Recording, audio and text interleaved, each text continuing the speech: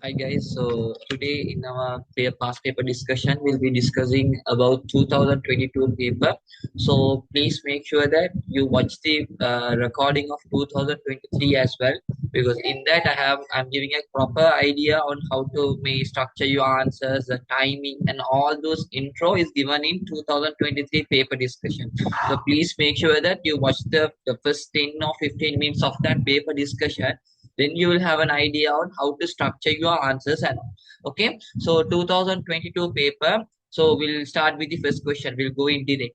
So whenever they give you a case study, make sure that first of all you read the case study. When you are reading the case study, you underline the keywords, so you don't spend much time, you don't waste your time for that. So Suwapa company manufactures, okay, so footwear, so they are manufacturing footwear. Underline the key terms: using local raw materials and sell them to domestic and foreign markets. The company has been encountering many risks owing to the prevailing economic crises and import restrictions of the country.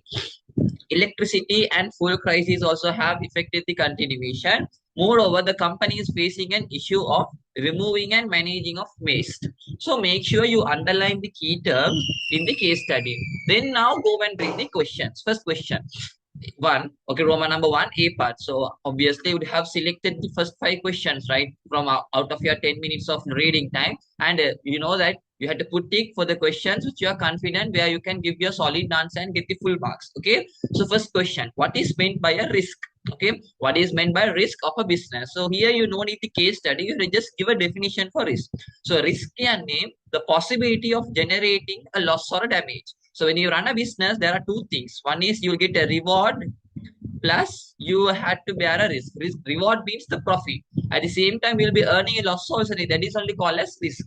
So you have to go and explain what is risk. So risk means the possibility of a business generating a loss or a damage. Okay, but don't limit your answer with that definition, since they're asking for 2 marks. So if they're asking for 2 marks and if they're asking any description, define means to make your answer more beautiful and structured. What you do is you write an example also. Okay, so I'll show you the scheme answer how they have given the definition. See here, business risk is defined as the possibility of occurrence of any unfavorable event that has the potential to minimize the gain. That means simply earning a loss. Okay, so what you can do is you can write this part, this sentence only. Do is you write an example also. In that way, you can give your examiner that okay, you know the questions properly. So what are the risks a business can face if the technology changes? What will happen? It's a risk for the business. Make a business earn a loss. Okay, then you can take a shortage of raw material.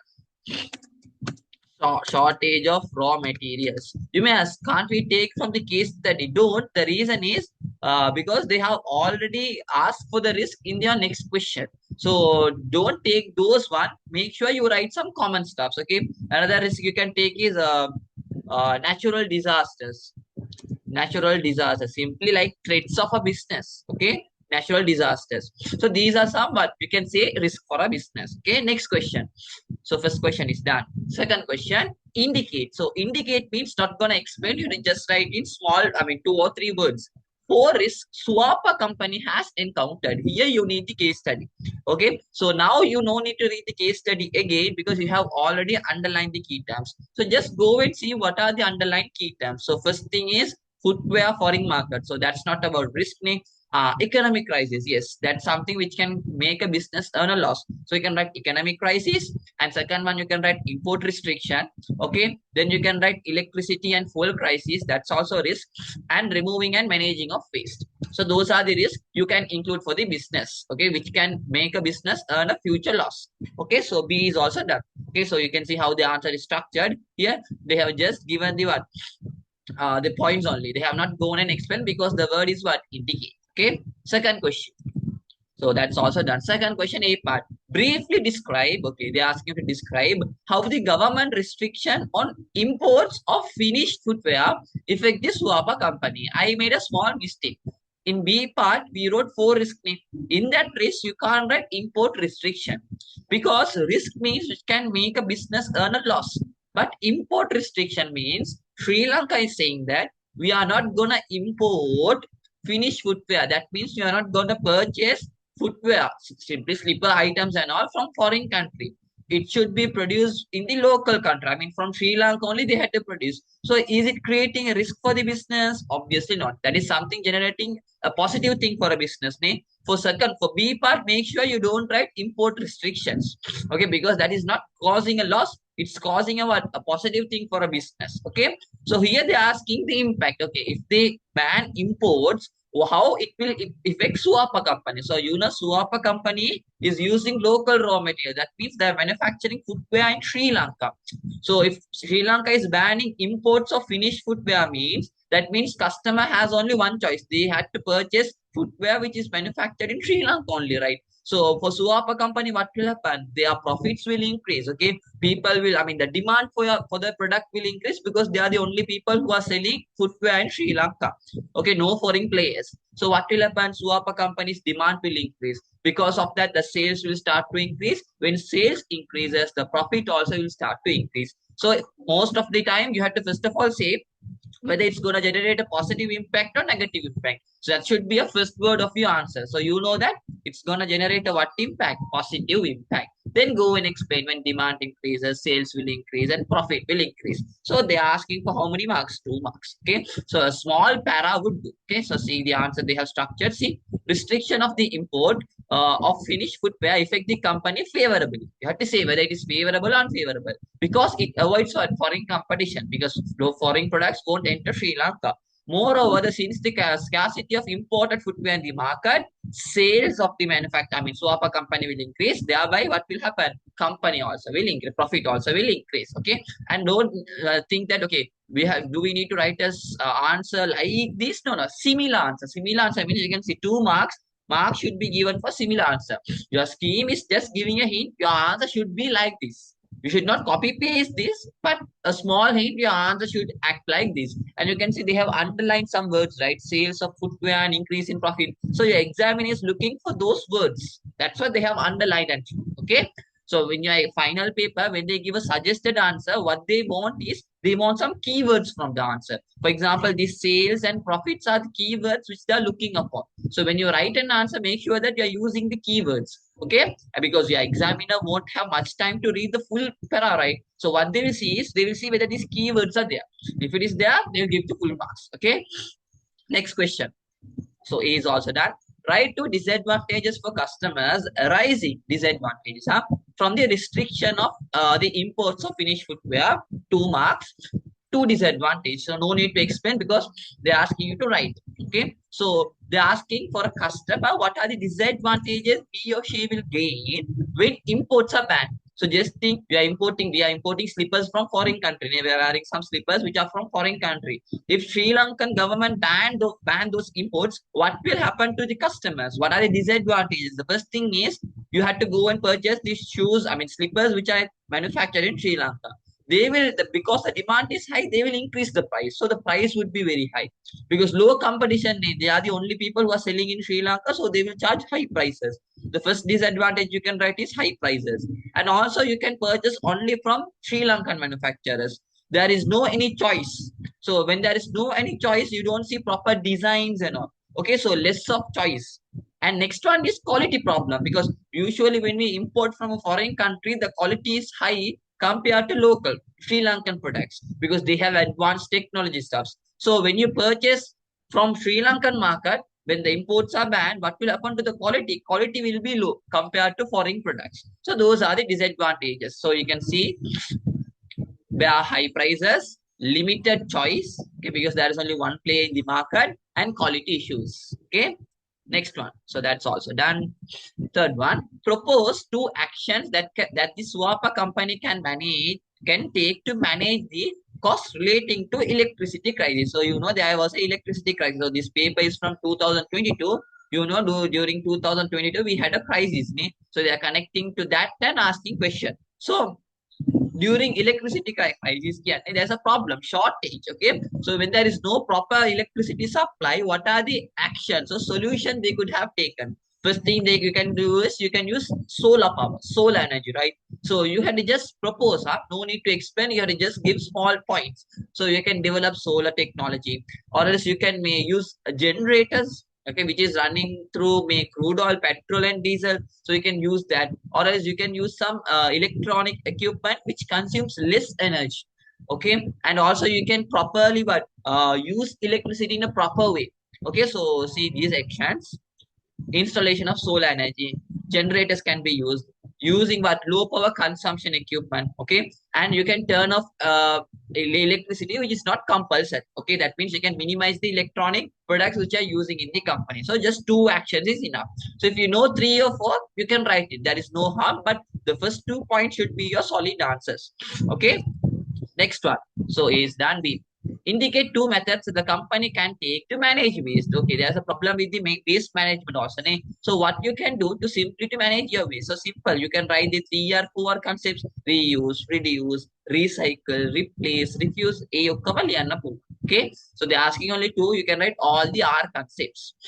Next question. So I'll make a small point. So when you take 3R concept, you have reuse, then you have reduce, then you have recycle. Okay, if it is 4R now, a new thing will be added. Okay, if it is 4R now, a new thing will be added, which is replace. And if it is 5R concept, means a new R will be added, which is diffuse. Okay, next one. Identify two macro environmental trends connected to the above case study, guys.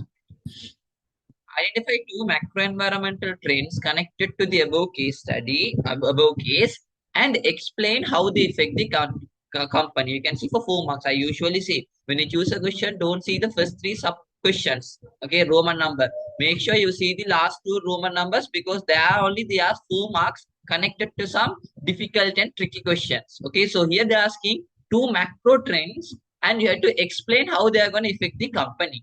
So one macro trend means simply are percentageal forces. You have to connect that and right. So one thing we can take is economic crisis. So that's a trend, macro environmental trend.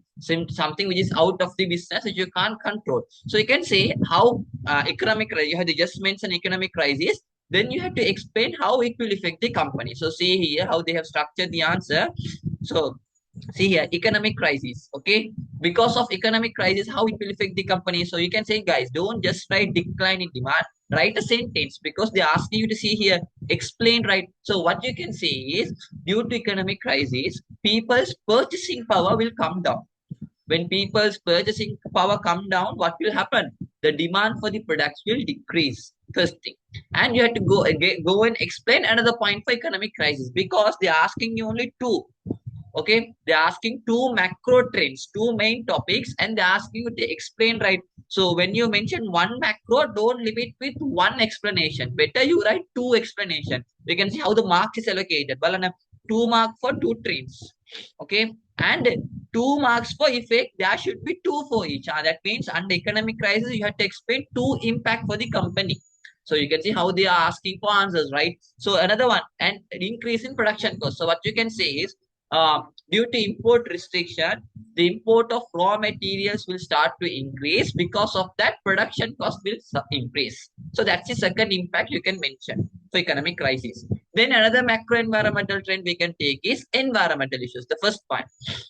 So because of environmental issues, how it will impact the company. So you can say due to environmental issues, okay, the cost of the business will increase because they have to find new technology to remove the waste from the environment.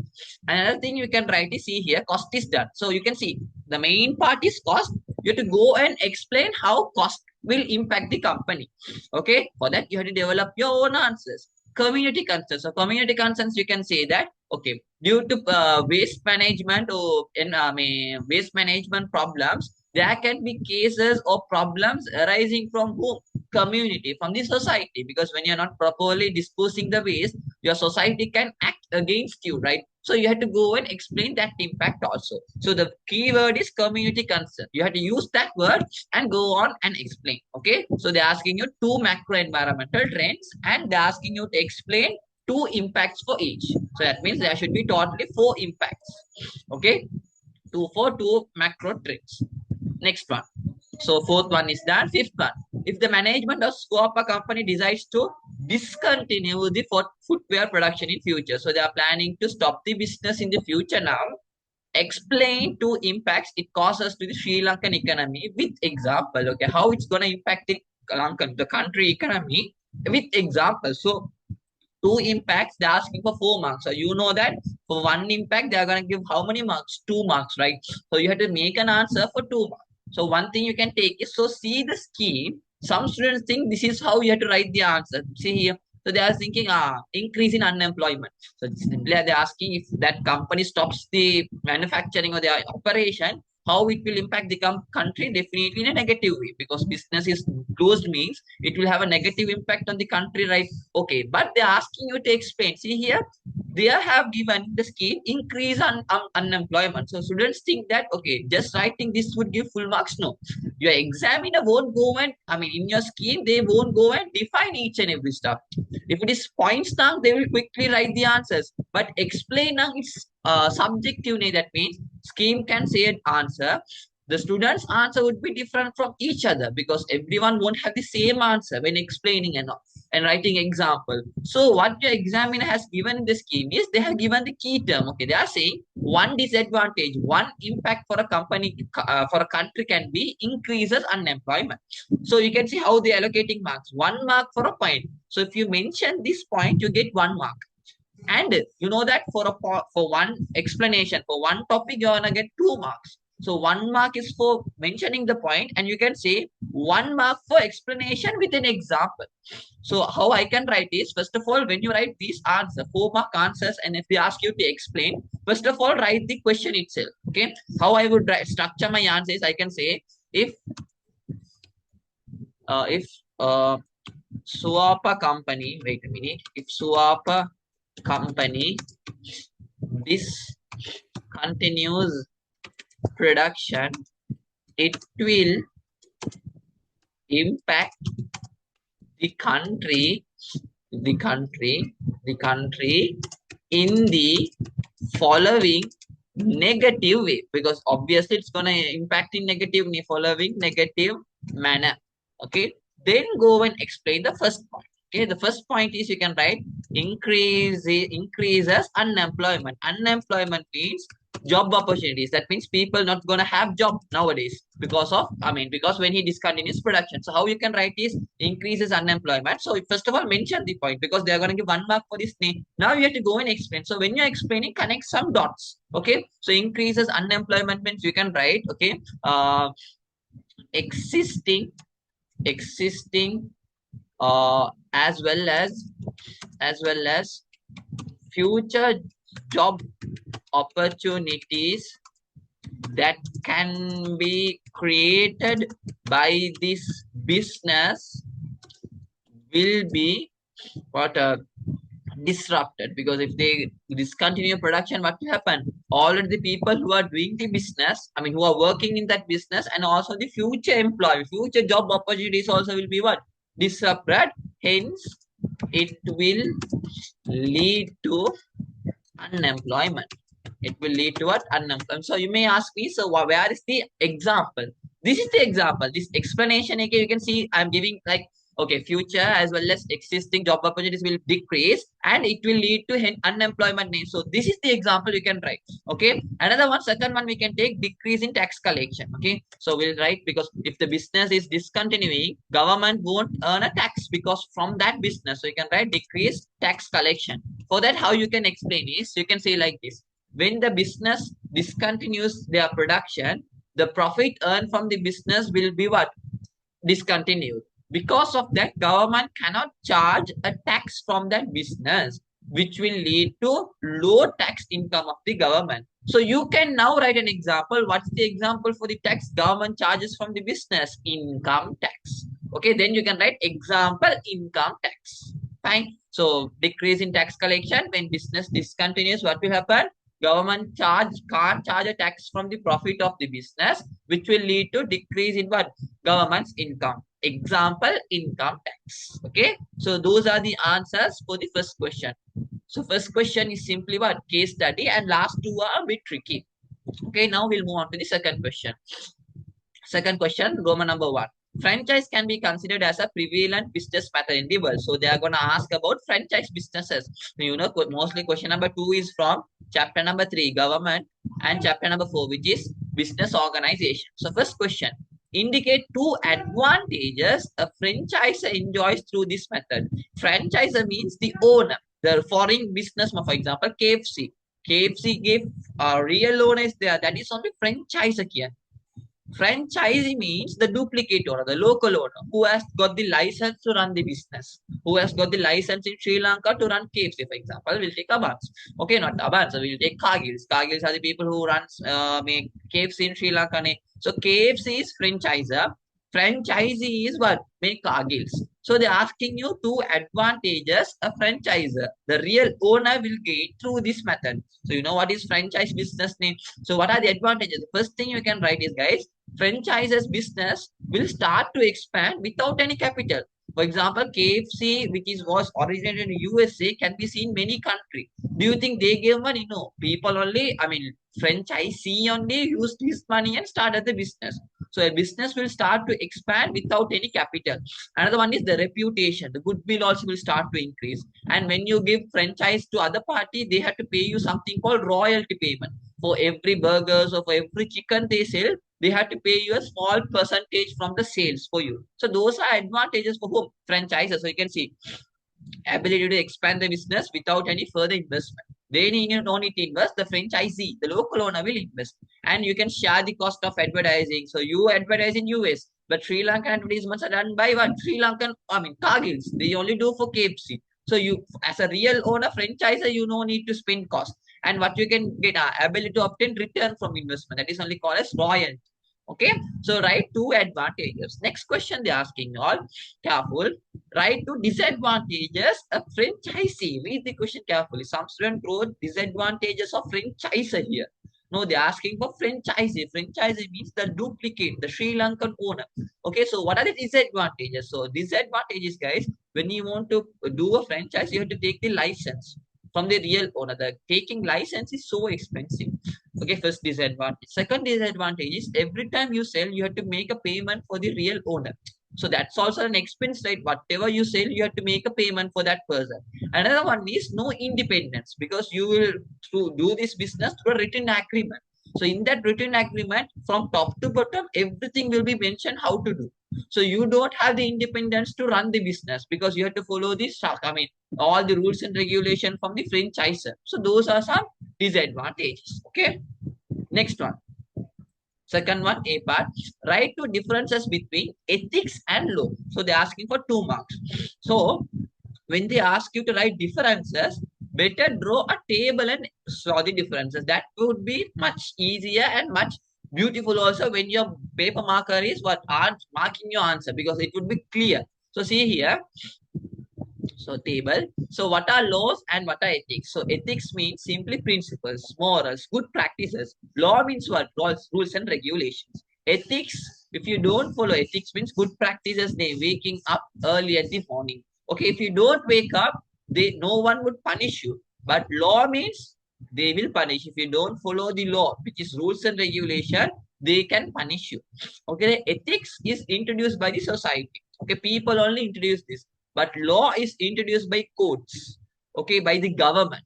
And ethics is subjective. Subjective means different from person to person. For example, one company will have a different ethics, but another company won't have the same. They will also have a different ethics. But law is common for everyone. For each and everyone, any age or any people, everyone must follow the same rules and regulation. But ethics are what? Different from company to company or person to person. Okay, so these are the difference between ethics and law. Next one. Briefly describe 2 pillars of sustainable. Briefly describe, okay, 2 pillars of sustainable development, providing an example for each. So you know that they're asking for 2 marks now. For 1 pillar, 1 marks with an example. So you know the 3 pillars, right? So we can use the abbreviation C. Okay, so yeah, we can use the abbreviation C, which is stands for social, E stands for economic, other E stands for environment. If you just write, you won't get the full marks. You have to write, I mean, you have to give an explanation also, because they're asking you to briefly explain. So you can see environment means, in environment sustainability, you are focusing on environmental protection and conservation. So write a small explanation and write an example, because they're asking you example. So what are the example you can write? Simply how you can protect the environment. Okay, using 3R, 4R concepts. Okay, purchasing eco-friendly products. Fine. Social means here you are focusing on the social welfare of the people. Explanation and write an example. For social, we can write equal distribution of income. Okay, treating everyone equally, protecting human rights. Okay, respecting human diversity. So those are social. Economic means you are gonna say how you are gonna utilize the resources in an economy, how you are gonna use the resources in the country. Okay, then you can say for economic what you can do: generating job opportunities. If you generate job opportunities, resources will be utilized. Okay, another thing you can take is favorable trade, international trade. So make sure you write the first mouse point, the pillar, and a small explanation to it, and an example also. Okay, next question. That's done. Name two other statutes. Statutes means acts. Okay, ordinance and all we say that affect the partnership in Sri Lanka, except for Partnership Ordinance Act number 1890. Okay, so they are asking you, except 1819, what are the other partnership ordinance? There are some other acts also which is impacting the one partnership businesses. Okay, so first one, main one is Partnership Ordinance of 1819. Then you have Companies Act number 7 of 2007. That also talks about partnership, where it says, okay, there should be 2 to 20 partners.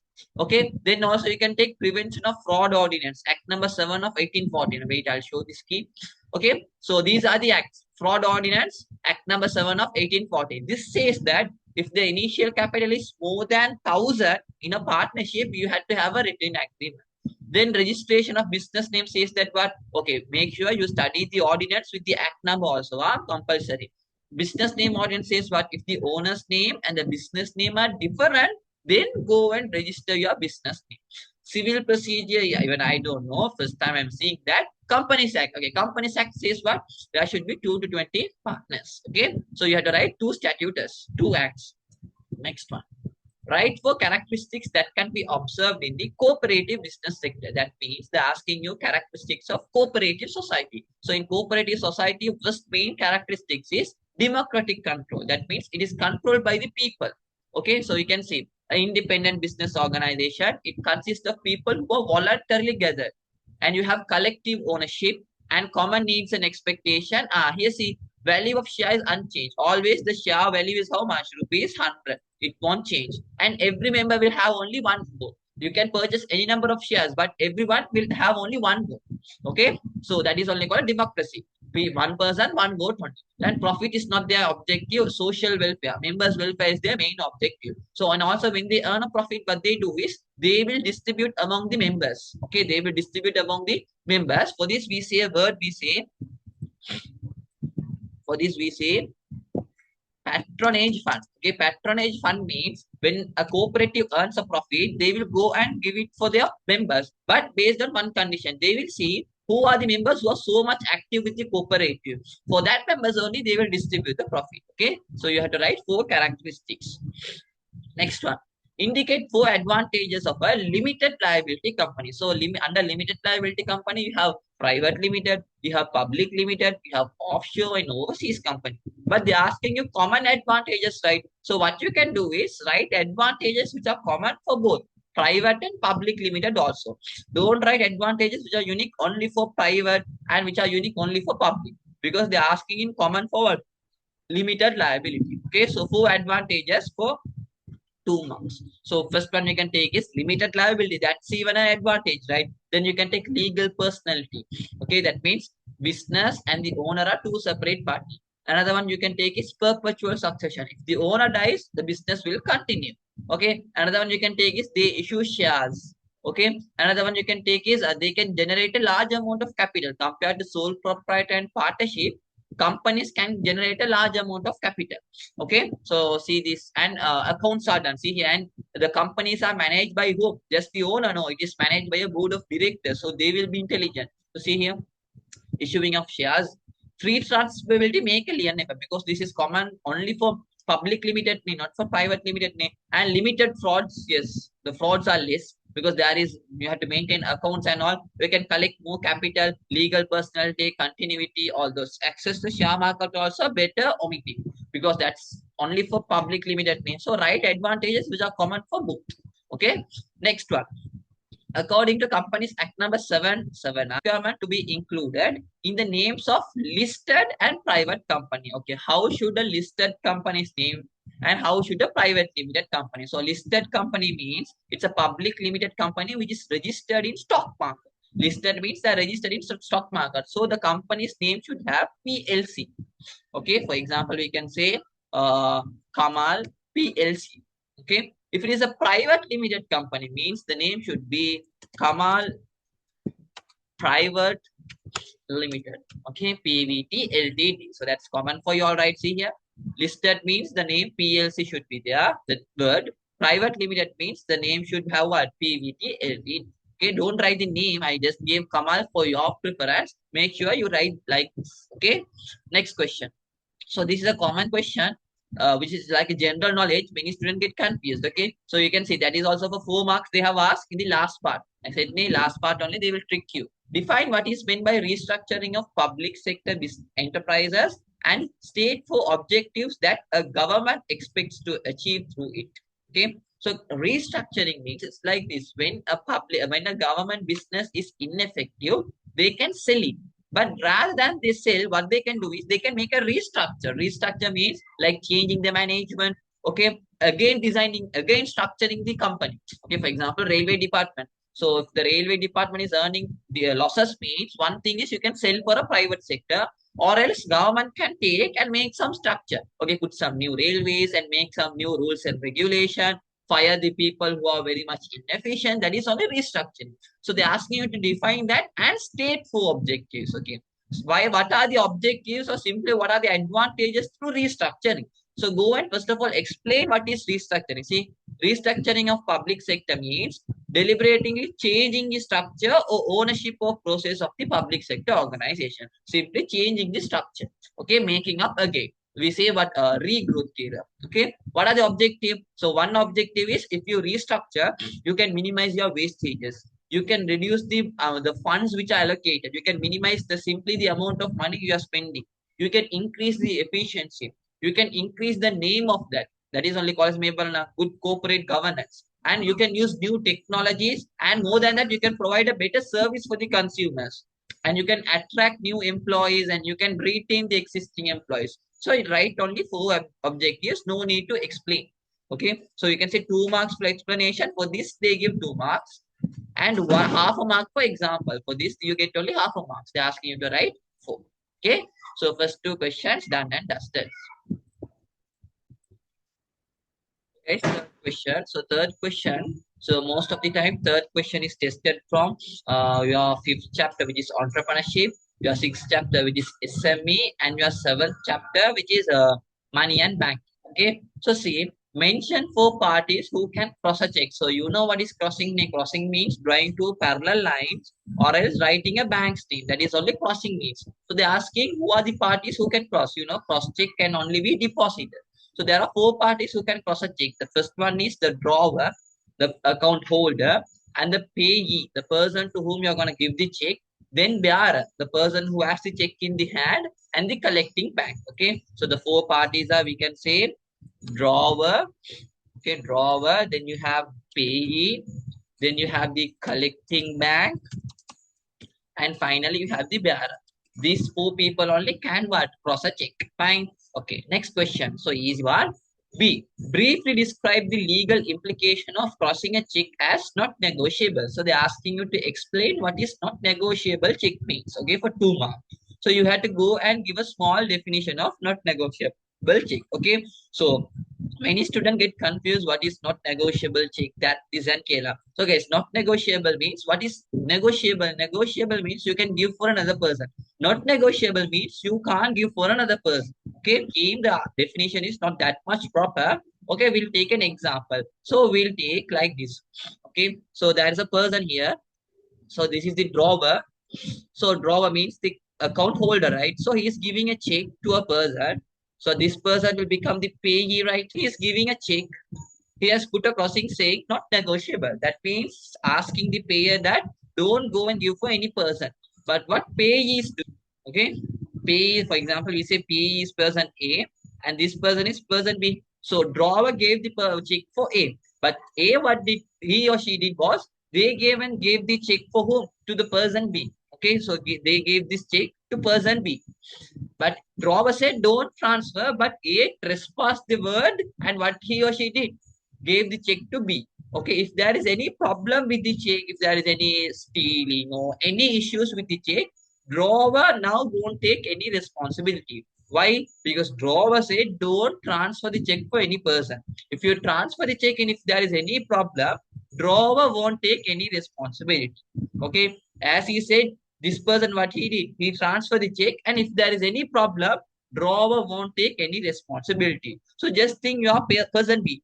Will you take these type of checks? A check with not negotiable, you won't take because you know that if you take, if there is any problem, the current, the real account holder won't take any responsibility. So you will be reluctant, right? So for this person, payee, we say transferer.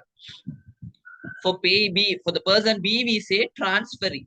Okay, transfer. So if we want to make a definition, you can write for net negotiable. So this is the exact definition which we also studied. So you can write in a not negotiable check, not negotiable check, the transferor does not, okay, does not receive a better title or ownership, a better title or what? Ownership than the, sorry guys, it should be the opposite, transfer. Okay, the transferee does not get a what? Better ownership or title than the transferor. That means this person B will be reluctant to get check from person A. Okay, because person A has best, good ownership because drawer gave the check directly to person A. So if A has any problems to B, if there is any problem with B, drawer won't take any responsibility. So A has a better ownership than B. So that's what I'm mentioning here. The transferee does not receive a better title or ownership than the transfer. Okay. So this, okay. Next one. Also, what's the next question? Right for services an account holder can obtain through an ATM. So in ATM machines, what you can do? So you can withdraw cash. Guys, there's a small thing. If I'm not wrong, in an ATM, you can't deposit cash. You can only withdraw cash, right? CDM only you can deposit. So you can write, you can withdraw cash. You have to just write the services. Okay, no need to explain. You can transfer fund amount accounts and you can check your balances. You can make bill payments. You can take mini bank statements. You can change your card PIN number through ATM. Okay, good. Next one. Briefly describe one of the following. That means they ask you to explain only one topic, not both. So what is big data? Big data means data of data. You have plenty of data. So in big data, they are always looking for a keyword which we say 3Vs. Okay, big data has 3Vs. We say variety. That means variety of data. Volume. That means large amount of data. Velocity. Very fast data. Okay, so these are the three characteristics of big data.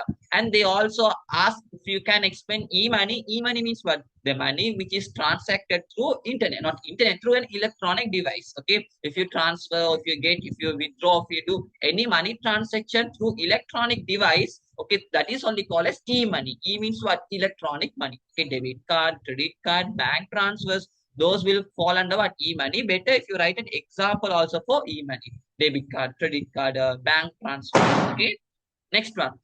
That is also done. State to non-financial services, the Sri Lankan government provides for the development of entrepreneurship. State, no need to explain.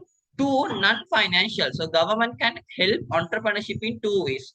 Through financial, that means through money, or else non-monetary, without money in another way. So how they can help? By providing advisory services, marketing help, okay, HR training development. They can provide you infrastructure facilities. So those are non-monetary, right? So those are the non-financial. You have to write only two. Okay, next one, B. Creativity is a fundamental characteristics of an entrepreneur. Briefly explain the importance of these characteristics with an example. Okay, what is creativity? Creativity means it is the ability to think differently, ability to think visionary, Okay, ability to think in a unique way. So go and explain creativity, then write an example. So for example, you can write new product features, new pricing methods. Always use the word new because creativity means new stuff, right? So you can write innovative technology, okay, new promotional materials. So see the definition.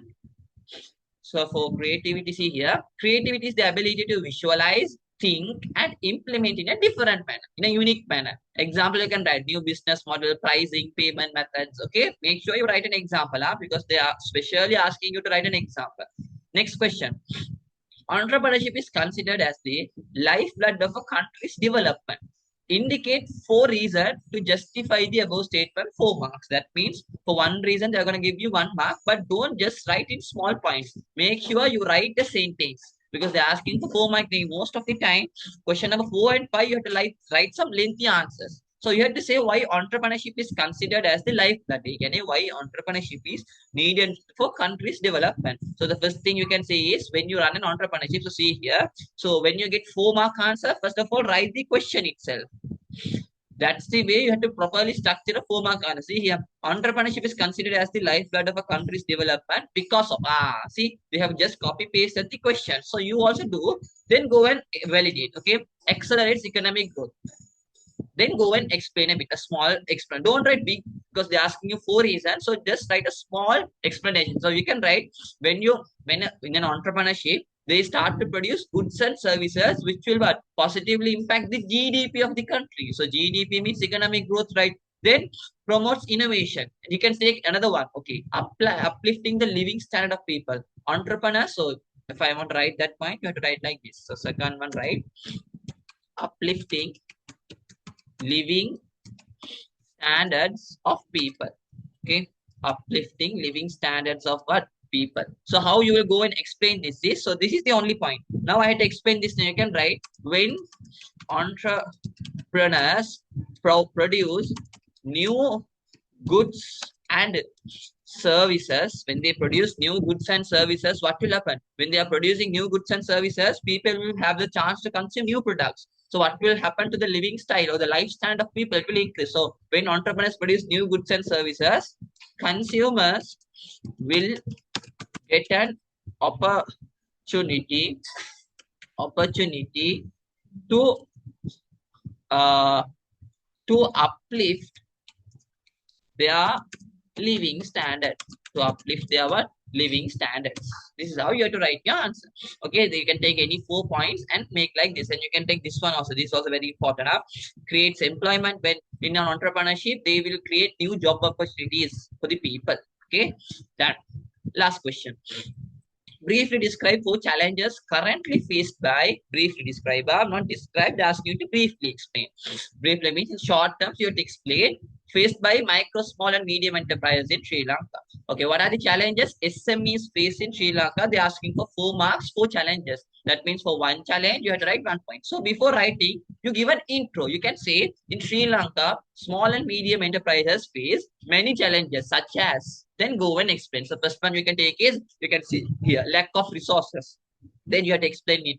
They have given you the hint. They are saying you can take this point, but you have to explain a bit. So you can write lack of resources means what are lack of resources? Okay, SMEs lacks resources such as market information, technology, and especially infrastructure facilities. That's all. And you can take another one. We'll take easy one.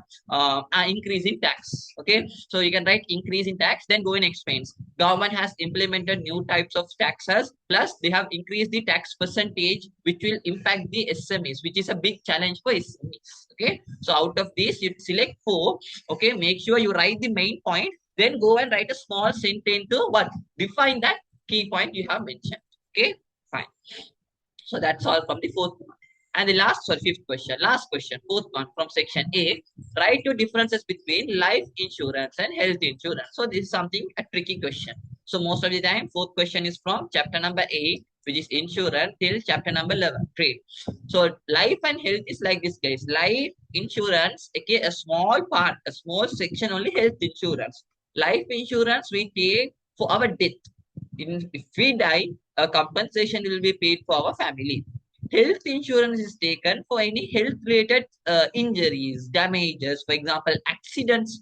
Accidents, okay, car damage means general insurance. But if your body is damaged, if anything happens to your life, okay, if there is an injury in your arm or legs, for that we take health insurance. Health means simply connected to your health, any damages while you are living.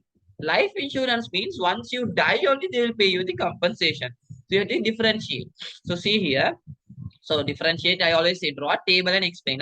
Life insurance, when you die, they will give you the money for the after you die only they will pay you the compensation. Here, health insurance covers the cost of hospital expenses. Okay, if your arm is damaged or anything, hospital bill like the insurance company will pay. That is not life, that is health insurance. And life insurance is for long term. Okay, once you die means until you die, there's a long period you will live, right? But health insurance short term, that means you will take for a time period, guys. For that, we can also say term insurance. For example, I'll take a life health insurance for this year. For this year only I can take. That means if there is any health issues, if there is any accidents for me, within this year only they'll pay the compensation. If I face any accident the next year, they won't pay the compensation. Every year I have to take the insurance coverage. But life insurance, not every year. For a particular time period, like 20 years, 30 years, you can take. Or else until you die, you can take the coverage. But health means every year you have to take. And life insurance, they provide support for family. Because once you die, they pay the compensation for your family, right? But here the money is paid to you for your hospital bill, right? And damage is certain. That means life insurance, you know, there is only one damage. What is that? 100 certain means 100% you know, die. Okay, you will definitely die. That is there. Okay, health insurance, the damage is uncertain. Okay, do you know when we will have a surgery in your arm, legs, and all that is uncertain, right? So that damage cannot be predicted. Okay, so write two differences. Next one, indicate whether a tenant who could insure a rented house. Briefly explain. First of all, you have to indicate yes or no. Then explain the insurance principle which was based for your answer. Two questions. Yes or no and insurance principle. Tenant means the person who is living in a rented house. Okay. So for example, I have a house. I am giving that house for a rent for my friend. So my friend is the tenant. Tenant means the person who is living in a rented house. The person who is living in a rented house, which is a tenant cannot insure the house. Only me, the owner of the house, can insure. Okay, what do we call that principle? That is only called as insurable interest. To insure a property, you have two conditions. Okay, if you satisfy even one of them, you can insure. The first thing is you had to have the ownership of that. Okay, tenant, do you think they have the ownership of the house? No, they just live in a rented house. But do I have the ownership? Yes, so that I can insure that house. Or else what we can see is economic existence and absence. Okay, if that property is there, who will get the advantage more than that person? Me, right? Okay, and also if that property is damaged, who will get the disadvantage? Me. So ownership is also there with me, and also if that substance is presented, I'll be benefited. If substance is not there, I'll be what? I will face a disadvantage, right? So because of that, only the owner of the house has the insurable interest. Insurable interest means right to insure. How you can earn the right to insure? By these two ways: by having the ownership and through existence and absence. Okay, so here you have to explain tenant cannot insure the rented house because yes, no insurable interest. Then go and explain what is insurable interest. Insurable interest means what? It is the right to insure or else genuine interest to insure a property. Okay, so you can see how they have allocated 1 mark for saying yes or no, 1 mark for the principle. Okay, next question, indicate 4 functions of WTO, World Trade Organization. So World Trade Organization primary functions to promote trade among their member countries. So you can see their functions. Okay, they are the people who monitor this trade agreement. They are the people who solve any trade disputes among the country. Okay, they are the people who provide a platform. For example, if countries want to discuss about trade, they are the people who sponsor, or else they are the people who provide the facility. Okay, and they are the people who may develop new trade agreements. Okay, they are the people who think about the welfare of their member countries. Okay, so you can see cooperating with other organizations. Sometimes WTO will cooperate with IMF. Okay, WHO, World Health Organization. So those are the functions, right? 4 functions. Okay, next one. State for strategies that can be adopted to increase the export earnings of Sri Lanka. Okay, what you can do to increase the export earnings, to increase the exports, what are the things you can do? for Sri Lankan exports. Okay, first thing you can do is you can what? Reduce the tax rate, because nowadays when I'm doing this recording, okay, the current tax rate for exports are 15%. Okay, just think 15% now. How, right? Exports is something which is good for the economy, where you earn foreign dollars, okay, foreign currency. So when you increase tax, do you think it will increase the exports? No, it will discourage, right? So what you can do to increase the export, you can provide some tax benefits, or else you can reduce the taxes. Another thing you can do to increase export earnings is make it important diversification. Don't make Sri Lanka to sell only one type of exports. Make sure Sri Lanka is selling different products as exports.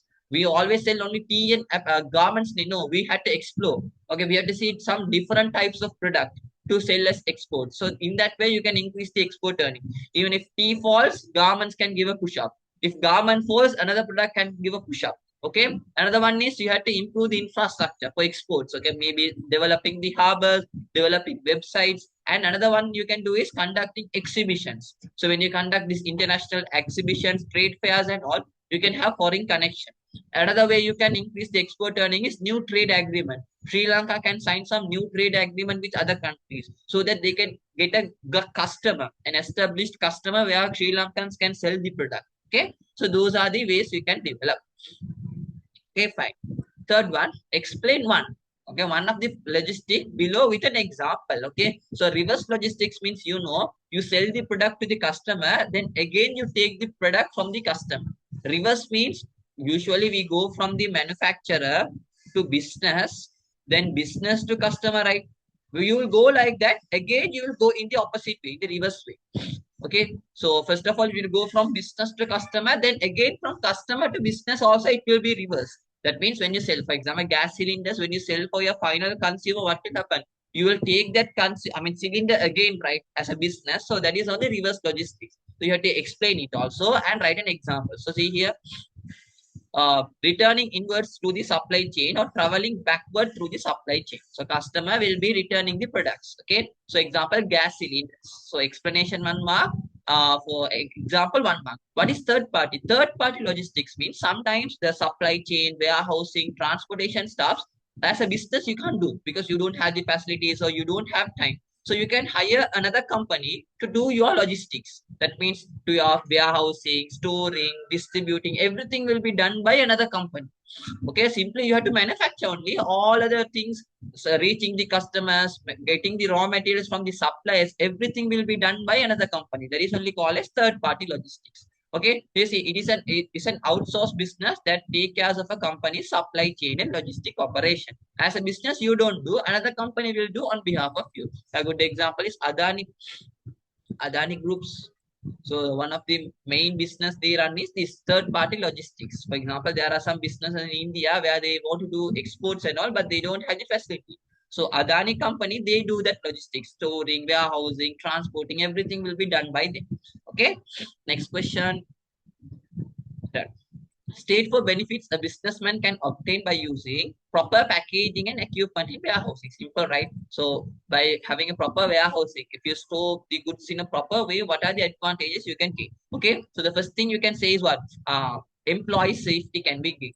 Okay, they are properly structured, so employee will be saved, and cost savings. Okay, you can save your cost. Okay, it will minimize unnecessary wastages and all. And also you can use the space properly because everything is properly structured and planned. Okay, so you see economic utilization of space, cost savings, reducing damages, and secure storage. That means the goods will be stored in a secured way. Okay, fine. Next question, fourth one. State two ways how the crisis condition prevailed in the transportation field of Sri Lanka affect business and consumer parties. Careful, guys. State, no need to explain, but you have for business, you have to say two effect. For consumers, you have to say two effect for 4 marks. So you can say for one effect, they are expecting 1 marks. So it's like this. Transportation field, there was a big crisis during 2022. Petrol issues and all. Because of that, how it impacted the business and how it impacted the consumers. You have to write some effects. Okay. So for business, you can see they cannot get the raw materials on time. So make sure when you get a question like that, first of all, write business and write two impacts and write customers and write two impacts separately. Even if you write more than two, that's no harm. So for business, what are the disadvantages? The raw materials, I mean, they cannot get the raw materials on time, and also they cannot take the what employees on time. Because of raw materials cannot be obtained on time, the cost will start to increase. Okay, they have a problem with distribution. Even though the company has manufactured, but they cannot give it to customers because there is no proper transportation. Okay, so those are some disadvantages for business. For consumers, what happened? Okay, you cannot have a proper standard of living, right? You can't go out and enjoy your life because transportation issue. You cannot go to your workplace also. You cannot reach your work. Okay, another one is expenditure started to increase. The travel cost and all very high. So what happened to the expenses? Expenses also started to increase, and also sometimes you couldn't get the goods on time. Okay, because why? There is no transportation. Because of that, you cannot go for the market, and also even the products to your home cannot be reached because there is no transportation. Okay, so those are the effects. Okay, you can write general stuff, right? And the last one is describe two reasons each two reasons each for and against communicating via social media by businessmen. For means advantages of using social media. Against means at disadvantages of using social media for communication by businessmen. Full mark. But here you have to describe. Okay. So when you're describing, don't go and describe in depth because they're asking two reasons. That means for advantage two, for disadvantage two, right? That means totally four reasons you have to write. So for all four reasons, they're gonna give 4 marks. That means for one reason, 1 mark, right? So don't go and write in depth. Just a sentence would do. Just a sentence. But fourth one was very small because they're asking you to state, but here they ask you to describe, right? So you have to make a small sentence. Okay. So what are the reasons? See here. So what are the advantages a business can gain through promoting? I mean, when you are using social media, you can easily promote. So go and explain that. So how you write is four. First one you can write social media can be used as a good promotional tool. A sentence. Then you can write for you can get wider customer base. Okay, through social media we can target foreign customers also, which will increase the customer base. Okay, what are the against? Okay, against our disadvantages. So in order to have communication through social media, we need appliances, electronic devices. And also another one you can write is you need trained employees to operate those stuff. Because of that, cost will start to increase. Sometimes there is a risk of getting negative feedback from the customer, which you can't erase or delete at all.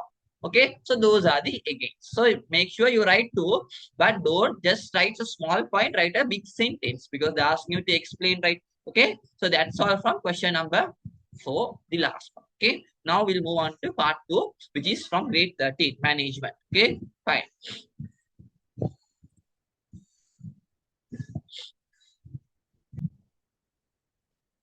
Fifth question. Gihan, the Chief Executive Officer, that means CEO of Samagi Textiles. So, guys, most of the time, question number 5, it is from chapter number 12, which is management. Okay, sometimes they give case study. Based on that, you have to answer, or else sometimes they give case study as a hint to say that we are testing questions from this part.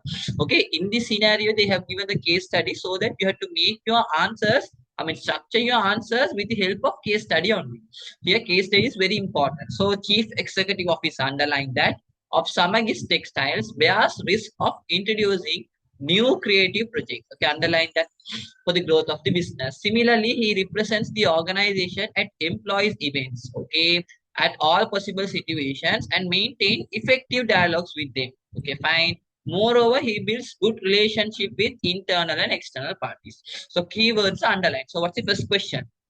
What are the two main managerial roles? So we studied there are three main roles. What are those? Interpersonal, informative, and decisional, right? So they're asking you two main major roles that a manager should possess, which can be identified through the above case. So you can easily write the three roles. Okay, what are the three roles? You know, right? Interpersonal roles, then you have informative roles, and finally you have what? Decisional roles. Decisional roles. So these are the three roles which is in your syllabus. Now careful. See the next question. Write two sub-roles included in the above case relating to each main role identified in part A. So we said three main roles, right? So out of those three main roles, they're asking you some examples, but those examples should be from the case study. So for what is interpersonal? Interpersonal means simply with there are three interpersonal roles, right? We say FLL, figurehead, leader, and liaison. Figurehead means they should represent the organization. Do you have any examples? Yes. See here, he represents the organization. It employs him. So that's the first answer you can take. Second one is leader. Leader means he should give some like he should train the employees. There is no example like that. Trainings, employees, and all. Liaison. Liaison means maintaining relationship with people. Yes. Yes. He good relationship with internal and external. That is done. Informative. Informative, what's the abbreviation we studied? DMs. Disseminator, monitor, and spokesperson. Disseminator means providing information for internal people. Yes, you can take. Yes, maintaining effective dialogues with the employees. Okay. Monitor means collecting new information. So there is nothing with collecting new information here, right? Spokesperson. Spokesperson means talking about the organization to external people. Yes, in an event you are talking about the external people, right? And also you can see here good relationship with internal and external, so that also can be taken. Okay, next one is decisional roles. Decisional roles, okay, you have the abbreviation what? NERDS. Negotiator, entrepreneur, resource allocator, disturbance handler. So you can take entrepreneur here. Why? Introducing new creative projects. So those are the examples. So for interpersonal, you can write liaison, which is relationship with internal and external parties, and figurehead representing the organization. For informative, you can write monitor. Also you can take, what shall we do? Take disseminator, because disseminator, okay, you provide information to internal people, right? So here maintain effective dialogues with them. So disseminator can be taken, and take spokesperson also. Okay, so those two stuffs done. Next question. Name the prime managerial skill Gihan should possess. Okay, they're asking you the main skill. So you know there are three main skills. We say what?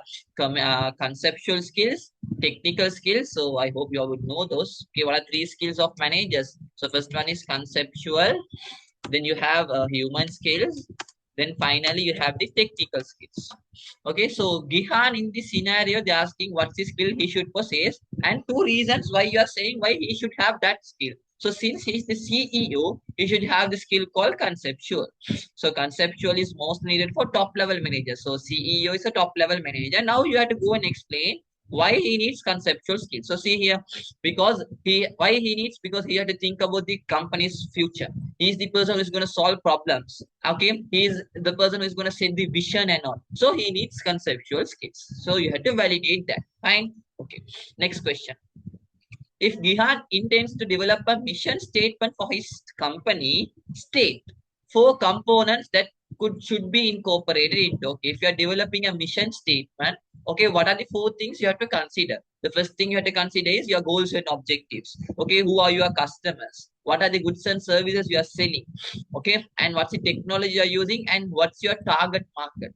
Okay, so those are the steps you have to develop when you are when you are making a mission statement. So mission statement these are the steps you have to have a focus, have a look upon. Who are your customers? What's the goods and services you are selling? What's the technology you're using? Okay, how about the employees of your organization? Okay, so those stuff. Next one. That's also done. Next question. Third one. Gihan is famous among employees as an employee-oriented leader. Defining employee-oriented leadership style indicate two characteristics. So they're asking two. First of all, you have to define what is employee-oriented, and you have to write two characteristics of it. Okay. So employee-oriented leadership means that that leader always focuses on employees' welfare. Okay. Employees will be than controlling them or than thinking about the work, the output. So you had to say employee-oriented style focuses on motivating, okay, thinking about the employees than controlling them, or else that focusing on the output. Okay, what are the characteristics? Okay, maintaining good relationship, okay, helping them or providing them the authority to take decisions, maintaining faithfulness, okay, facilitating positive relationship, coaching. So those are the characteristics of what? Employee-oriented leader who always thinks about the what? Employees. Okay. Next question. Indicate four benefits the business can obtain. Indicate, not to explain. If Gihan intends to decentralize the authority. So what is decentralized? Decentralized means here top level managers are not going to take the decisions. Low level and middle level managers are going to take the decisions. So if you transfer that, if you are transferring the decision making authority of you to low level managers, What are the advantages you can get? First one is top level, like a burden will start to reduce. Okay, for more middle level and low level managers, that can be a good training. Okay, and also they will be motivated. Okay, because they are seeing that okay, top managers are trusting them. And also, what will happen? You can make quality decision. Then top level only making decision. When you get the ideas from middle level, you can make quality decisions. Okay, and your subordinates, your middle level managers will be what? Highly developed now. Okay, they will be trained and they can take future decisions also. Okay, fine. And the question number 4 is connected to operation management. So operation management, and they have given you some productivity you have to calculate. So labor productivity, if you want to calculate, so the formula is output over labor hours. Okay, so you know how much is the output? They have given 300,000 units. 300,000 units divided by 2,500. So labor productivity means you have to see how much of labor inputs you are using. So they have given two things related to labor. They have given labor hours, which is 2,500, and also they have given you rupees 100 per hour. So you can calculate in two ways. First one is, but make sure this is the formula. Output divided by input. That's the basic formula for productivity. So output won't change. That will be the 300,000. First thing what you can do is you can go and divide with the labor hours, which is 2,500, which will get 120, and many students just write 120. No, you have to write this also. Units per hour. That means for 1 hour you can produce 2,000. I mean 120 units. Or else the other way you can calculate is simple. Same thing. 300,000. Okay. Here what you do is you will go and divide this 300,000 with labor cost, not the labor hour. So you know for 1 hour it's 100 rupees.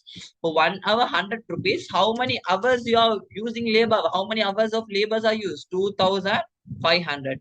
So how much is the labor cost? For 1 hour 100 means for 2,500 it will be 250,000, right? Okay.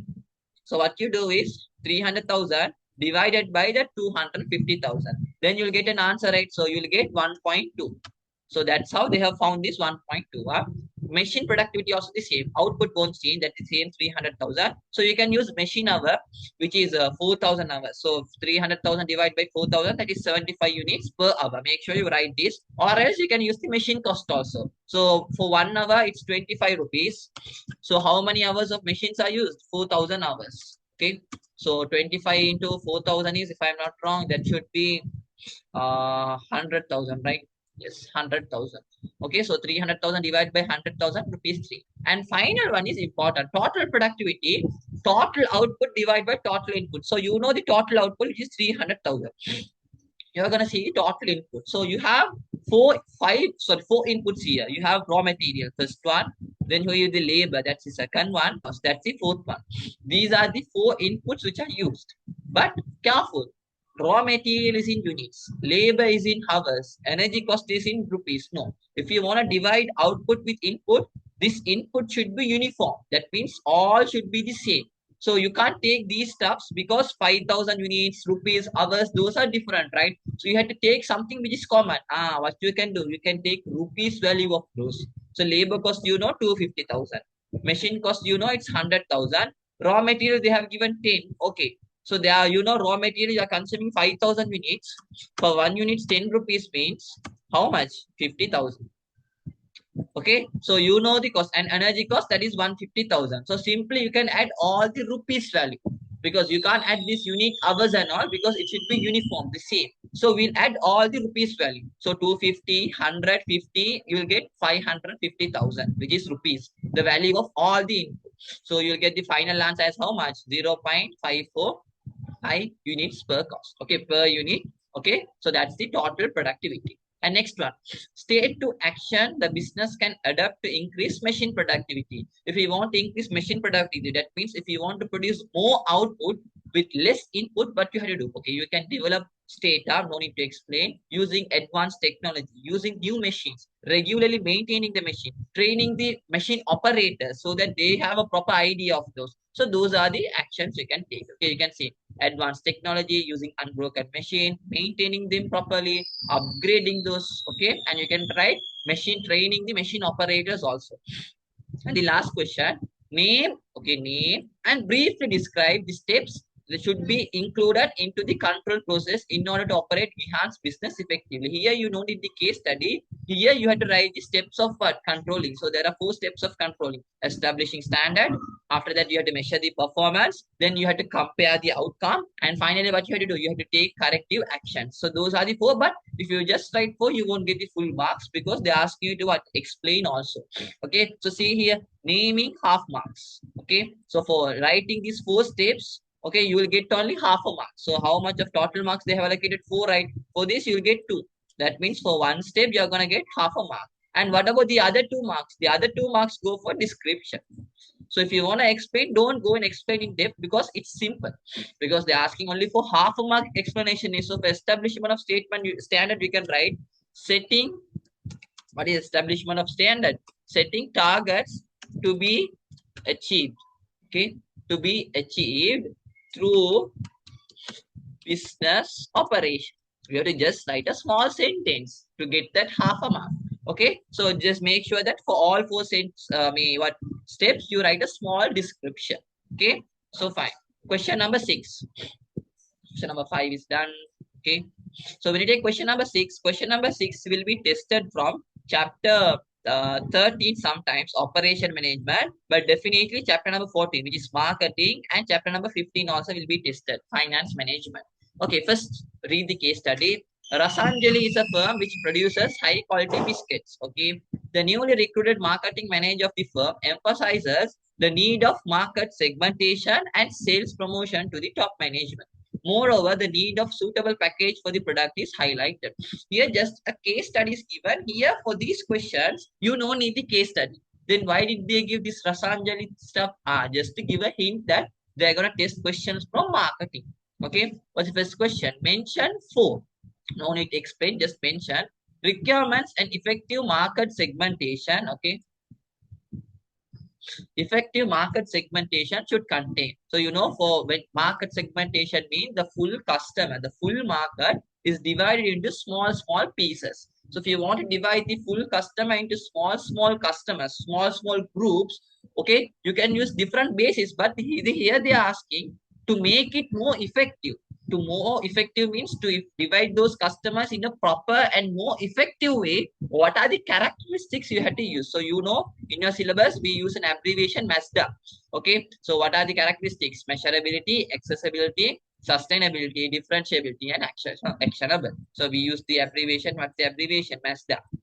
Okay, that means the customer group should be easily measurable. You can measure how much of customers are there. You should be easily accessible. You can easily access that customer base, and it should be substantial, means there should be a large amount of customers. Differentiable means the groups which you have divided, it should be different from groups to group. There should be different characteristics of each group. Okay, and actionable means it be practicable. Okay, the next one is mention 2 advantages that a business can obtain through market segmentation with examples. Okay, 2 advantages. That means if you divide your customers into small groups, what are the advantages you can get? First thing you can say is you can promote in a more effective way because you know who is your customers, target market. So you can do promotion in more effective way and write an example also. So you can write example as advertising. Simple.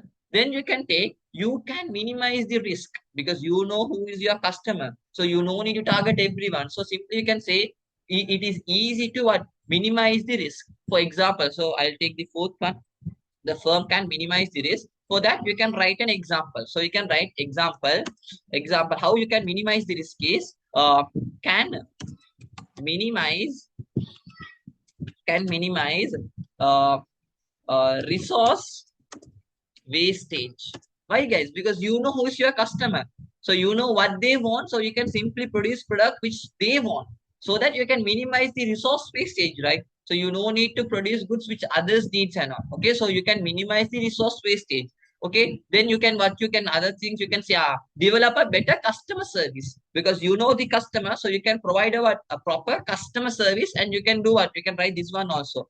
Okay, you can write customization of products. That means what? If you want to provide a better customer service, what you can do is customize. That means you can provide products by seeing each and every customer's needs and wants, their preference. Okay, so those are the advantages, and you had to write an example also because they're asking specially highlight. See here, 1 mark for a point with an example. Okay, next question. I indicate 4 factors to be considered when developing a package for biscuits. Okay, when you are developing a package for biscuits, simply when you are making a package for a product, what are the things you have to consider? Okay, the nature of the product. What's the product you are gonna say? Okay, the cost of packaging. What's the cost you are gonna incur for that package? And how about the environmental concern? Is it environmental friendly or else is it height? Okay, what are the things you are gonna include in that ingredients or name? Oh, what's the color and what's the material you're going to use for that package, and this one is also important, rules and regulations. Okay, how is government is saying about the package you have to use, and you can say competitors, how your competitors are using their package. So just write for, no need to explain. Next one, if there is demarketing for biscuits, mention 4 strategies that a marketing manager can adapt to overcome. Demarketing means, marketing means you are making customers to purchase the product. Demarketing means now customers are what, reluctant to purchase. They are moving away from your product. They are not gonna purchase your product. So if, for that, what you can do to make your customers come again and purchase your product. So you can do promotion, okay, advertising. You can rebrand it. Rebrand it means sometimes your product branding, the color and all maybe what, not proper. So you can rebrand. You can come up with a new name. So you can attract the customers. You can redesign the products. Okay, if the design is not proper, make a new design which customers want. Okay, CSR can be done. Simply your customers who are already with you is now leaving you. To make them come back, what are the things you had to do? Okay, so those are the 4 steps you can write. Next one. According to the product classification, indicate the type of good that biscuits belong to. Okay, biscuits belongs to what good? Consumer good. Because you purchase for your final consumption, and also you can say it can be called as convenience also. Like habitual actions you purchase. And state with the reasons with the most suitable distribution strategy. So for distribution, you have 2 types: direct distribution and indirect. Direct means manufacturer will directly supply to the consumer. Indirect means you can use this wholesaler, retailer stuffs and all. So for biscuits, the most appropriate one would be wide. Wide means indirect distribution. Why? Because biscuits is a product where you need a large amount of customers. Okay, where you need your product to be shown in different shelf, in different shops. Correct. So if you want biscuits to reach a wider market, you need indirect. You need wholesalers, retailers, because retailers they will be selling in different shops.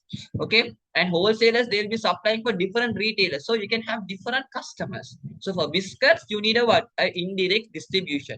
You need intermediaries because then only you can reach a what? A wide market. Okay. Advertising. Okay, so next one they're asking promotional. Okay, for promotion you can use sales promotion, PR. Okay, but here the most appropriate for biscuits would be what? Advertising, because biscuits is targeting everyone, right? Kids to elder people and all. So if you want to target everyone, the common promotional tool you have to use is what? Advertising. Then only you can reach a what? A wide audience. Okay, but make sure you write the reason also. What? Fine. So you can see half a mark for stating the promotion, half a mark for stating the reason also. Next question. Indicate 2 advantages and now we are moving on to finance management.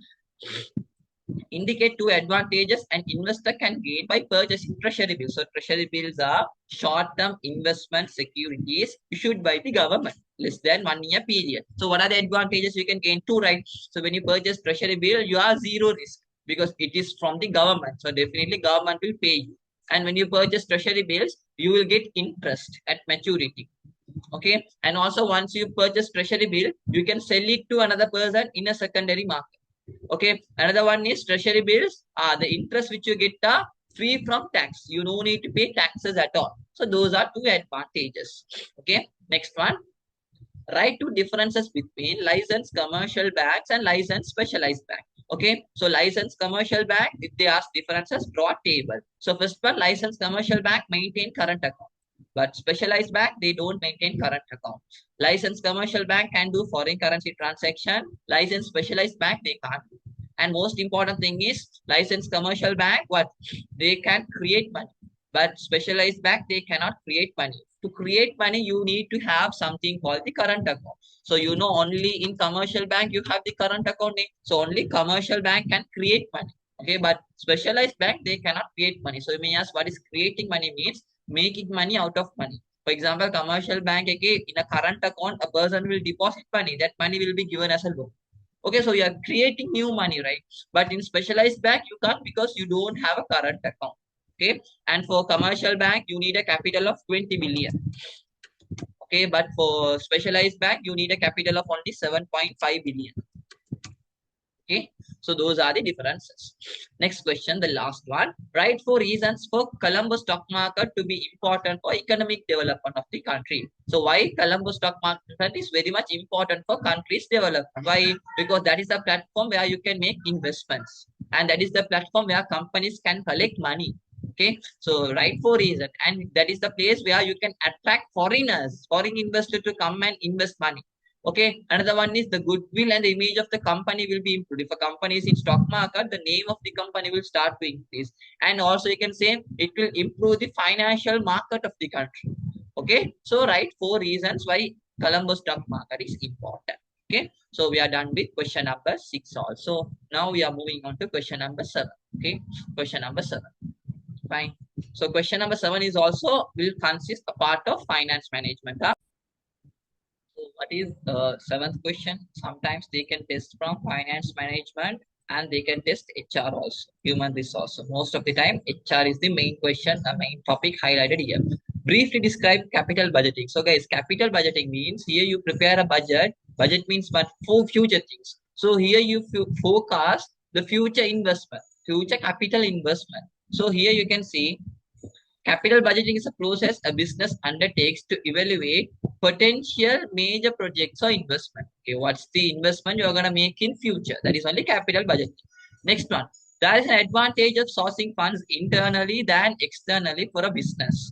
Okay, do you agree with this statement? Justify your answer. That means when you collect money, when you get money, they are saying you can get money in internal way within your business as well as you can get money through external way also. But here they are highlighting getting money through internal way is much easier and much beneficial than external. Do you agree? If so, yes. Okay. If so, you have to go and validate. Yes, guys. Getting money internally within the business is more advantageous than external. So you have to say yes first of all. Then you have to say yes. Internal funding is the simple and direct way to obtain. For that, for saying agreeing, you get 1 mark. Then you have to go and explain what are the advantages of internal source. Simple, guys. When you get money through internal source, you can easily get it and you don't need to pay because it's your own money you're going to use for your future business. Okay, and no need to follow any special condition. And most of the time is what if you, for example, if you get shares is from external name, so you have to give your ownership. But if you are taking money internally, no need to give ownership. Internal means like selling an asset, you can get money. Provision for depreciation, that also will generate you money. Return earnings, the savings of your profit, you are taking money from that, that is also internal source. Okay, so those are advantages. And reduction in cost. For example, if you sell your asset, do you incur any cost? Nothing. Do you need to pay any interest? No. Do you need to pay any dividends for that? No need. If you take money from a return earnings, do you need to pay any interest? No. So cost is also low. So right for and see here now the question is how we are going to justify how many answers you are going to write. Simple, guys. 1 mark is given for yes or no, and the other 1 mark is given for justification. 1 mark means make sure you write 2 points. No need to explain, just 2 points is enough. Okay. Next one, second one. Briefly explain 2 reasons why compensation management is important for a business. Compensation management means in a company they can develop a fund or they can develop a policy saying that if there is any problems or issues for employees or if employees meets with any accident in the work or as if employees any their dearest people passes away or something, company will pay them a compensation. If employee faces any loss, okay, company will pay them a compensation. Because of that, if they have a policy like that, what's the advantages a company can gain? First one is, guys, employees will be satisfied because they know that company is gonna make a compensation when I face any loss, when I face any risk for my life. So employee satisfaction will increase. But if you write this, you won't get the full mark. You have to little bit explain also because briefly, so you can write employees satisfaction will be high because they are assured that a compensation will be gained when they face a loss. Another one you can write is okay, reduce turnover. Employees won't leave your organization. Okay, employees will come for your organization regularly and they won't leave. Okay. Another one you can write is employee loyalty. Employee will be loyal for your business. They will do whatever the business asks to do so. And also the business name, the reputation will start to increase. Okay. So write, and you have to write a small explanation also. Next one. Indicate 4 actions that an employee can take if an employee commits a what? Indiscipline act. So employer means the boss. Okay. What are the actions a boss can take if employee does any indiscipline? Indiscipline means you know, right, which is something against the business norms and traditions. Okay. Ethics. So something which is indiscipline means like fighting or talking bad words, okay, or doing something illegal business within the company itself. Okay, so those are some indiscipline acts. So as a owner, what you can do as a boss, just write 4 actions, no need to explain. You can give a warning. Either you can give a verbal warning through words or else writing. You can find them, or else you can remove the employee from the organization, or else you can transfer them, or else you can demote them. Okay, demote means you know promotion, right? Promotion means from lower position you are going for upper position. Opposite, demotion means from top position you are coming for lower position. So those are some things you can do in discipline acts. Like your teacher who does an active, like a teacher who takes some disciplinary actions when you do some mischievous activities in your class. Next one. Third one, indicate 2 special characteristics of human resource. Indicate means just you have to write in a small word. Okay. Unique features of human resource. So human resource means employees. Okay. So what are the unique features? They are the only alive resource. Okay. They are the only resource with life. Even machine is a resource, even land is a resource, but time is a resource. Do they have life? No. Okay, next one is you can control. It is the only resource which can control other resources. It is the only resource which can take decisions. It is the only resource which can work as a team. You know, machines and all, with the passage of time, it will depreciate. But people, with the passage of time, the value will start to increase. So write 2 unique characteristics. Okay. Next one. Define what is meant by probationary period of employees and indicate an advantage of it for both employee and employer. So probationary period here, the time period where employees had to work for a temporary basis. When you hire an employee, when you hire, we will say employee for 3 months, you had to work for temporary. For that 3 months, it's like a training. We'll be seeing whether this employee is capable for doing this job. If yes, you will become a permanent after 3 months. If no means you will be leaved out. Okay, you'll be removed from the organization. Just to make sure, just to test you whether you are suitable for this company, we give a time period where they had to work.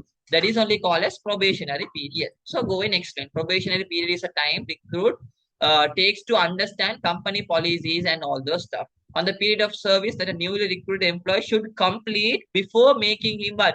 Permanent. This is the solid definition. The time period where employee should work for a temporary basis before he or she becoming what? Permanent. For this, you get 1 mark. The other 1 mark goes for what? For saying some advantages for company, for a boss. What are the advantages? So asking, yeah. So one advantage you can say is what? Okay, for an employer, you can write only 1 mark. One is enough because they are not asking you how much they. So you know that for these you are gonna get 1 mark means for employee advantage half a mark, for employee advantage half a mark. So for an employer, so this employee, for boss, what's the advantage? Okay, you can see whether this employee is fitting the organization, whether he or she is suitable. For a worker, what's the advantage? Okay, whether that employee also can see whether this work is suiting him. And also he can gain some experience from this working environment during this 3 month training period. Okay, one advantage. Next one, fourth one. Every job entails 3 elements. Name the 3 elements. Okay, in a job you have 3 elements. We say TDR, tasks, duties, and responsibilities. First one. Second one, they're asking you have to explain the relationship. So guys, task means a single activity. Duties means a collection of tasks. For example, lecturing. So lecturing, okay, teaching is only one activity. So that is task. But with teaching, I had to make exam papers. Okay, I had to provide feedbacks. I had to make tunes and all. So teaching is just one activity, but there are some other activities also. So those collection of activities are only called as duty. Task means one single activity. Duty means a collection of activity. What is responsibility? Responsibility means, okay, doing my lecturing, doing my teaching business, okay, teaching activity in a what? In a trusting way, in a proper way. So I have the obligation to complete your syllabus or teach you all the correct way. That is only responsibility. So responsibility means obligation to perform the entrusted tasks and duties according to the standards. Okay, if you pay me a fee and if I'm doing lecturing for you, so it's my responsibility to give a proper lecturing for the fees you pay. So task means a single activity, duty means a collection of single activities, responsibility means obligation to perform a task. Okay, next one. State for internal factors to be considered in forecasting HR demand. Okay, HR demand means the human resource which is needed in future. The number of employees you need in the future. For that, what are the factors you have to see? What are the internal? Internal means within your business you have to see what are the how many employees you need in the future. For that, there are some symptoms within the organization. First one is demand. Okay, if your demand for the goods and services are gonna increase, you need more employees. If the demand is less, means you don't need employees. So first one is demand.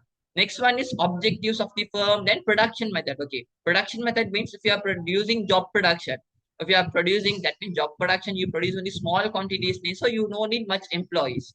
If it is batch flow production means large units, so here you have to need but more employees, right? So you can see production method also will focus on what? HR demand. Another one is what? Your future project. So what are the projects you're going to do in the future? For that, you have to need some employees. So if you have a project, that means you need employees also, right? So your project also will give a hint how much of employees you need in the future. Okay, fine. So right only they're asking for right four factors. Next one, right to redresses an employee can obtain. Redress means that means something has gone wrong against you. So you're asking like a compensation.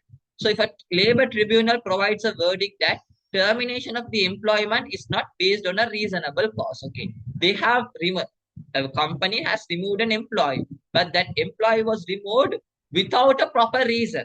Okay, the removal was unfair. So now employee, the worker has some actions. They can take redresses. Okay, court is saying that employee, your removal is unfair. You cannot be removed like that. So company has done something injustice for you. Okay, so employee can take two actions. First one is they can ask for the work, give my work again, or else they can ask for a compensation, an amount of money. Okay, next one. Briefly describe two negative consequences a company can face by not using OHS or SAS. We say occupation health safety. That means in the company, if the employees, if the company is not following proper health standard or a safety of the employees, for safety of employees also there are some conditions you have to follow. If an employee is not performing, if a boss, the company is not performing that, what are the negative things a company can face? First one is employees will be reluctant to work because there is no safety at work. So employee will get absent, employee will be leaving the organization. It will be a bad reputation for the company. Company's expenses will increase, like damage expense. Okay, health expenses will start to increase. Okay, sometimes legal issues will arise, but make sure you just don't write in a small sentence. Make sure you extend it because they're asking you to briefly describe. Okay, so make sure you write a proper one sentence. So they're asking only two. Fine. And the last question. Okay. So question number 8. So question number 8 is mostly from information system and business plan. Okay. So first one, information can be classified based on different criteria. So yeah, information like based on the source you can divide, based on the management level you can divide. Okay, based on probability you can divide information. Here they are asking based on the nature how you will divide the information, quantitative and qualitative. Quantitative means you can measure in terms of rupees, numbers and all. Qualitative means you can't measure those information. State four functions of information system. So they are asking you simply the advantages of information system. So first one is why you need information system for communication, right? So information system means where all the devices and all the IT stuffs, all the employees are connected where they can exchange information easily. You know what is a system? A system is a combination of many parts. So here what's combined is IT, information technology, employees, and these hardware, software devices all are connected so that you can exchange, transfer, store information. So first advantage is you can communicate information. Another function, another advantage is you can uplift the quality of the product. So that is the proper communication. And if you get proper information, new information, you can increase the quality and you can minimize the cost. Most importantly, you can face the what? Competition successfully. If we have it, we say information is built. So if you have information, you can face competition and also it will ensure the existence of the business. So simply they're asking four advantages. Next one, they're asking you briefly describe the difference between system software and operating software. 2 marks. So first of all, draw a table and write the definition. That's enough. So system software means it is the software which controls the computer completely. Okay. So system software has many subsections like operating software, device drivers, utility softwares and all. So system software means simply they are the one who are controlling the entire computer system. Operating system is just a small component of what? System software. A small component. So operating software, why you need is here operating software is needed so that user, okay, so that it can control the all hardware devices. Okay, the hardware devices and all, there should be a proper communication, right? For that you need what? OS, operating system. So system software will completely handle the full operation of the computer. It will control all the stuff. Operating system will be controlling the hardware of the computers. Okay, proper communication with the hardware. Next one, they have given, see, Aloka company is considering suitable information systems for its employee grades. Name the suitable system for each grade. Okay. For top management, what's the information system? We need ESS, executive support.